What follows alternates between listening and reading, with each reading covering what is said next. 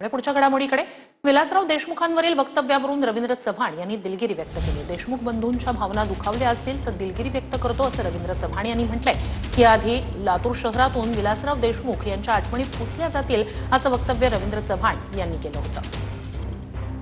विलासराव यांनाच फोकस करून काँग्रेस तिथे मतदान मागताय, त्यामुळे त्या ठिकाणी आता नरेंद्र मोदीजींच्या नेतृत्वात झालेलं काम, महायुतीच्या बाबतीमध्ये त्या ठिकाणी केलेलं काम, या सगळ्या गोष्टी त्या ठिकाणी विकासात्मक ज्या दृष्टिकोनातून झाल्या आहेत त्या संदर्भात मी तसं म्हटलं, परंतु तरीसुद्धा त्यांचे चिरंजीव माझे अत्यंत चांगले मित्र आहेत, त्यांच्या जर त्यामधल्या भावना दुखावल्या असतील तर मी नक्कीच त्यांची दिलगिरी व्यक्त करेन।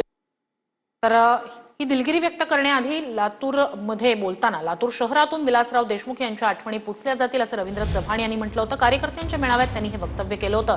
तर यावर प्रतिक्रिया उमटल्या। रवींद्र चव्हाणांचं वक्तव्य दुर्दैवी आहे, निषेध करतो असं अमित देशमुख यांनी म्हटलं होतं। तर जनतेच्या मनात कोरलेली नावं पुसता येणार नाही असं रितेश देशमुख यांनी म्हटलंय।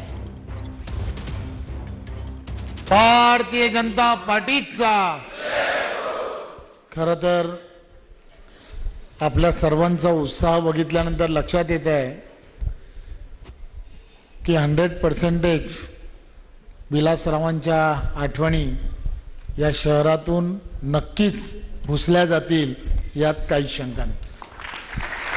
रवींद्र चव्हाण यांनी जे विधान केलंय, राजकारण आता कुठल्या स्तरावर चाललंय हाच प्रश्न सगळ्याला पडलेला आहे। दुर्दैवी आहे, त्यांनी असं विधान करायला नको होतं। लातूरची ही संस्कृती नाही आहे, किंबहुना महाराष्ट्राचीच ही संस्कृती नाही आहे। या विधानाचा मी निषेध करतो आणि त्याचा निषेध सर्वत्र होतोय अशी माझी माहिती आहे। दोन्ही हात वर करून सांगतो, लोकांसाठी जगलेल्या माणसांची नावं मनावर कोरलेली असतात। लिहिलेलं पुसता येतं, कोरलेलं नाही। जय महाराष्ट्र। अतिशय दुर्दैवी असं हे वक्तव्य आहे, कारण आदरणीय विलासरावजी देशमुख साहेब लातूरकरांच्या प्रत्येकाच्या हृदयात असलेलं नाव आहे आणि या नावाला पुसून काढणं हे कुणालाही शक्य नाही। जोपर्यंत लातूर अस्तित्वात आहे तोपर्यंत हे नाव लातूरकरांच्या हृदयात राहणार आहे। इतकं प्रेम लातूरकरांनी त्यांच्यावर केलेलं आहे आणि अशा पद्धतीचं स्वतःला सुसंस्कृत म्हणून घेणाऱ्या राजकीय नेत्याचं वक्तव्य हे कुणालाही मान्य नाही। प्रत्येक लातूरकर आज या गोष्टीचा निषेध करत आहे।